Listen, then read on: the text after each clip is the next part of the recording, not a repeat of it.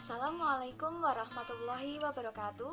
Halo teman-teman, perkenalkan saya Putri Ambarwati, mahasiswa STKIP PGRI Pacitan, Program Studi Pendidikan Bahasa dan Sastra Indonesia. Dalam video ini, saya akan memaparkan materi Bahasa Indonesia untuk jenjang pendidikan SMA, MA maupun SMK kelas 10 semester 1. Ada beberapa bab materi pembelajaran Bahasa Indonesia kelas 10 semester 1. Yang pertama, teks laporan hasil observasi. Kedua, teks eksposisi. Ketiga, teks anekdot. Dan keempat, hikayat. Pembahasan pertama, bab 1, mengenai teks laporan hasil observasi. Pengertian teks laporan hasil observasi. Teks laporan hasil observasi adalah teks yang berisi laporan hasil pengamatan terhadap suatu objek yang diamati secara mendalam. Isi dari teks laporan hasil observasi biasanya fokus pada suatu objek yang terindra. Teks laporan hasil observasi bersifat informatif, komunikatif, dan objektif yang mudah dipahami oleh pembaca. Teks laporan hasil observasi memiliki ciri-ciri antara lain: 1. Bersifat objektif, global, dan universal. Kedua, objek yang dibicarakan adalah objek tunggal. Ketiga, ditulis berdasarkan fakta sesuai pengamatan yang telah dilakukan. Keempat, tidak mengandung prasangka atau dugaan yang menyimpang atau tidak tepat. Kelima, tidak adanya bagian penutup. Penulis hanya melaporkan apa yang dilihat dan diketahuinya berdasarkan hasil analisis serta observasinya. Keenam, disajikan secara menarik, baik kata, bahasa, isinya, berbobot maupun susunannya logis. Ketujuh, teks laporan hasil observasi menggambarkan sesuatu secara umum dan sesuai fakta tanpa adanya opini penulis.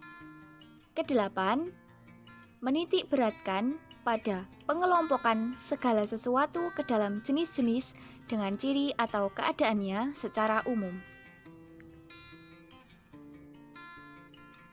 Struktur teks laporan hasil observasi ada 3. Yang pertama, pernyataan umum atau klasifikasi.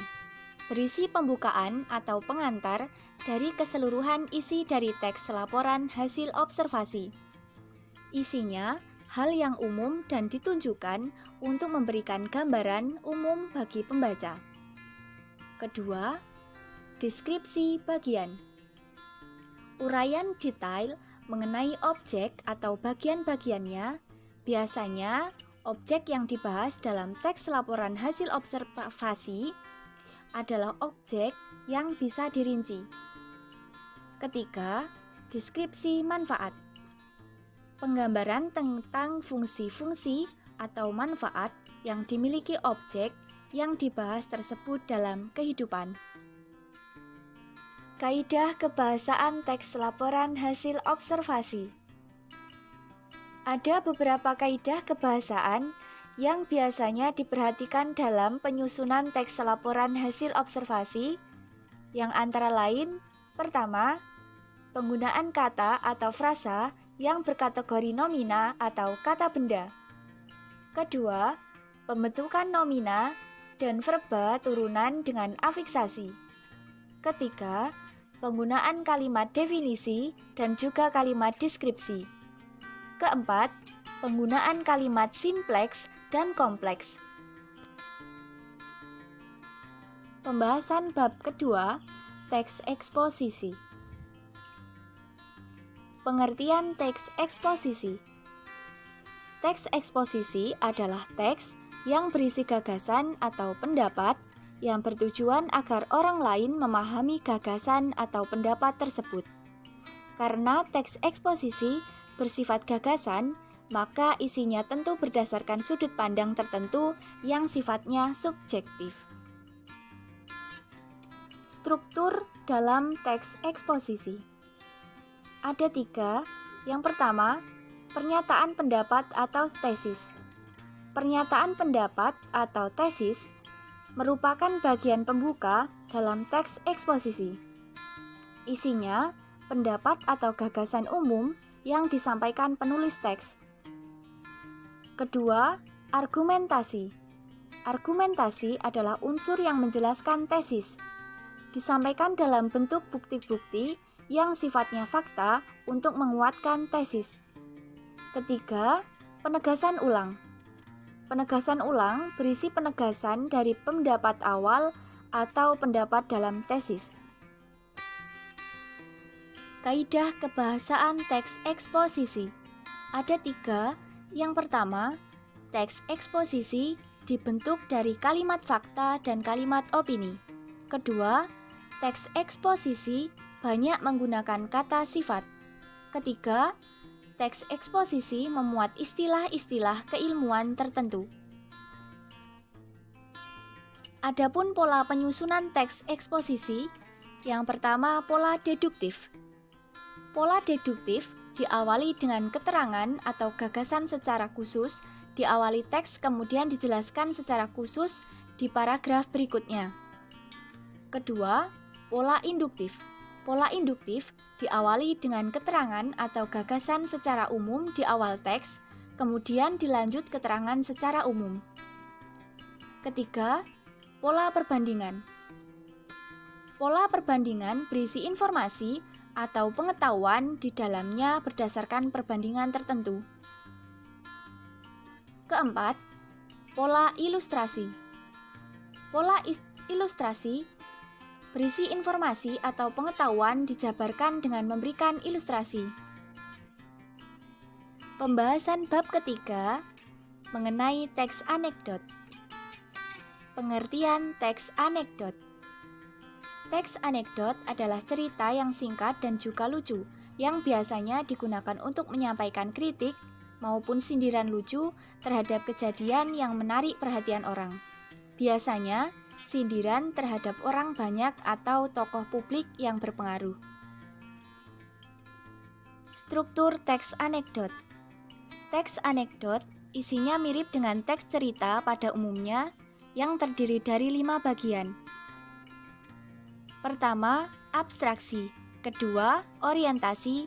Ketiga, krisis. Keempat, reaksi. Dan kelima, koda. Abstraksi merupakan bagian pendahuluan teks anekdot yang memberikan gambaran umum mengenai cerita singkat tersebut. Orientasi merupakan bagian teks anekdot yang memberikan gambaran mengenai latar belakang alasan cerita singkat.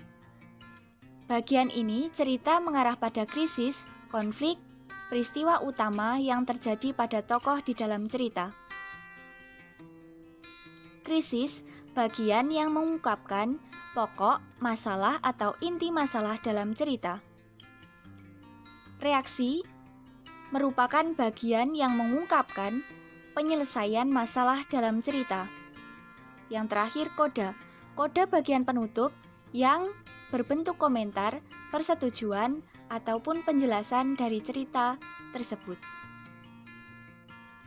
Ciri kebahasaan teks anekdot. Teks anekdot memiliki beberapa ciri kebahasaan antara lain, yang pertama, menggunakan kalimat yang bersifat retoris. Kedua, menggunakan konjungsi atau kata hubung yang menyatakan hubungan waktu atau terkandung sebab akibat. Ketiga, menggunakan kata kerja aksi. Keempat, menggunakan kalimat yang menunjukkan peristiwa di masa lalu. Pembahasan bab yang keempat yaitu hikayat. Pengertian hikayat. Hikayat adalah salah satu di antara sekian jenis cerita rakyat. Perbedaan hikayat dengan teks cerita rakyat lainnya adalah penggunaan bahasanya yang menggunakan bahasa Melayu klasik. Adapun karakteristik hikayat, yang pertama, kisahnya berupa istana, sentris atau seputar kerajaan. Kedua, Prologis, ceritanya kadang sulit diterima akal. Ketiga, anonim, berarti prosa tersebut tidak jelas siapa pengarangnya. Keempat, statis, bersifat baku dan tetap. Kelima, menggunakan kata arkaris, yaitu kata-kata yang tidak lazim digunakan. Kaidah kebahasaan teks hikayat. Terdapat 3 kaidah kebahasaan dalam teks hikayat. Yang pertama, hikayat menggunakan bahasa Melayu klasik. Kedua, tanda Melayu klasik dan kekhasannya adalah banyaknya kata penghubung dan kata arkais. Ketiga, selebihnya, gaya bahasa dalam hikayat memiliki kemiripan dengan cerpen. Hal ini karena cerpen dan hikayat sama-sama teks yang berisi cerita. Hikayat memiliki beberapa unsur intrinsik. Yang pertama, tema atau gagasan yang mendasari cerita. Kedua, alur atau jalinan peristiwa dalam cerita. Ketiga, latar merupakan tempat waktu, suasana yang tergambar dalam cerita. Keempat, tokoh merupakan pemeran cerita. Kelima, amanat, pesan yang disampaikan pengarang melalui cerita. Keenam, sudut pandang atau pusat pengisahan dari mana suatu cerita dikisahkan oleh pencerita. Ketujuh, gaya. Bagaimana penulis menyajikan cerita menggunakan cerita dan unsur-unsur keindahan. Nah, demikian pemaparan materi bahasa Indonesia untuk kelas 10 semester 1. Semoga bermanfaat dan menambah ilmu pengetahuan teman-teman. Sekian, terima kasih. Wassalamualaikum warahmatullahi wabarakatuh.